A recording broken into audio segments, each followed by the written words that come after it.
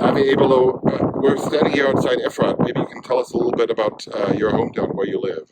Sure. Well, this is Efrat, basically the capital city of the Gush Etzion area here in the Judean Hills. The Judean Hills, this is where the Bible took place. This is the Bible Belt, the original Bible Belt. Abraham, Isaac, Jacob, they walked here. The mother Rachel is buried right behind there. She was buried in Bethlehem near Efrat. And here we are, the modern city of Efrat. The Jews are back here. This is an ancient place. The Jews were living here before 1948, before the establishment of the State of Israel. For 19 years, it was forbidden for Jews to live here when Jordan illegally occupied this area that is called the West Bank. And we were only able to return and live here in our ancestral homeland after Israel liberated Judea and Samaria after 1967, the Six-Day War. And now we have tens of thousands of Jews living here, bringing economy here.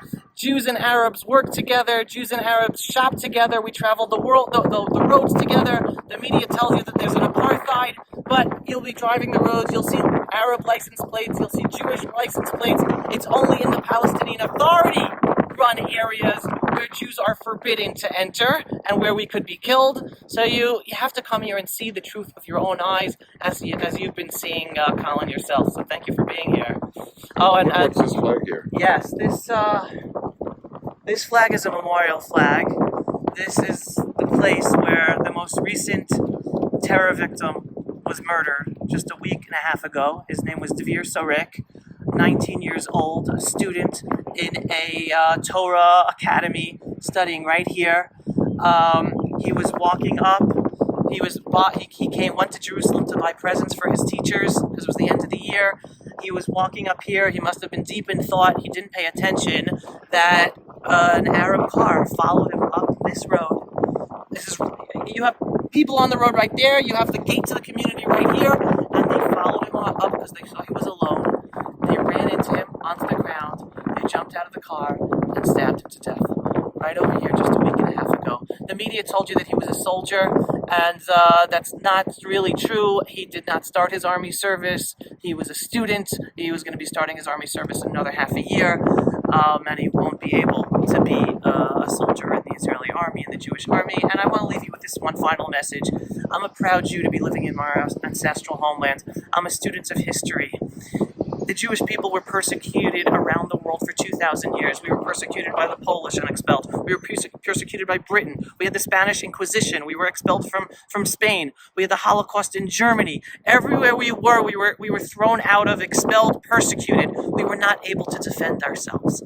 Today, the Jewish people were back in our own homeland with our own army, where we have a mandatory draft. But you want to know something? It's not. I don't view it as mandatory. I view it as a privilege for me to be a Jew and be able to defend my people in my homeland. The only place we could do that around the world for the first generation in over 2,000 years. We are a message of inspiration for humanity, for each and every people around the world.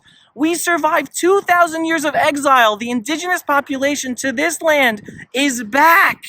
That is the most inspiring story, with an amazing economy, helping the world technologically, with medicine, with water, with agriculture, helping in global catastrophes in Haiti and Turkey, and even in enemy countries we send aid. Israel is a light unto the nations. Go through all the fake news about Israel and read out the real news. Go after the real news sources telling you the truth about the Jewish people being back in our homeland, because we are an inspiring story to help humanity. Follow the truth. Don't follow the lies. Thanks for watching. Speaking of fake news, you spent the last 2 days with a group from the AfD, the Alternative for Germany party. What was your experience? It was fabulous to meet these people involved with the AfD party. Again, I'm mostly given the news that the AfD party is an anti-Semitic party. The news unfortunately talks about how they use a pro-Israel position as a fig leaf to hide those anti-Semitic aspects. The people who I met with definitely do not represent anti-Semitism.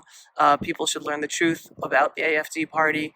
I know a lot of Jews are afraid of the growth of the right in Europe, but Jews and everyone have to wake up. The left is anti-Semitic. The left is growing bigger and bigger with their anti-Semitism and anti-Israel agenda. So if you are willing to speak and work with the left, you have to be open to working with both sides, at least learning the truth of both sides, not forbidding one side because you think they're anti-Semitic. Well, the other side is anti-Semitic also. There are good people. There are good people on both sides. Not everyone on the left is anti-Semitic. Not everyone on the right is anti-Semitic. What I like to tell people is the world today, we're under attack from all sides. There's evil on the left. There's some evil on the right, okay? There is. It's not non-existent. And there's an evil within the growing Muslim migrant community in the West.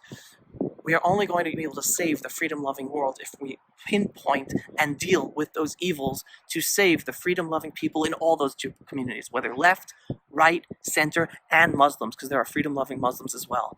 But I'll tell you the one thing that will bring despair to everybody, and that's ignoring the truth and ignoring that evil exists.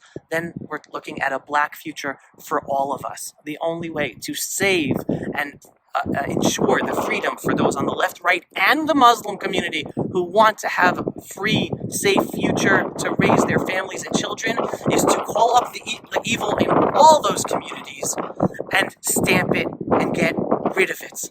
And then we'll all be able to live peacefully together. So it's been an eye-opening experience meeting with these representatives of the AFD party, and I look forward to being in touch and working with those who are fighting anti-Semitism and the whole anti-Israel agenda in Europe from within the AFD party, because standing up for Israel is not just about standing up for Israel is not just about helping the Jews and Israel, it's helping Europe, because it's standing up for the truth and standing up against the same dangers that Europeans are facing. It's just Israel's on the front line. Don't think you could throw Israel under the bus and you'll be safe. You throw Israel under the bus, you're next. But if you stand up with Israel, Israel's going to be here to help you. So stand strong for Israel. Go after the truth and go after those politicians who are standing up for Israel and standing against anti-Semitism as well. Thank you, Colin.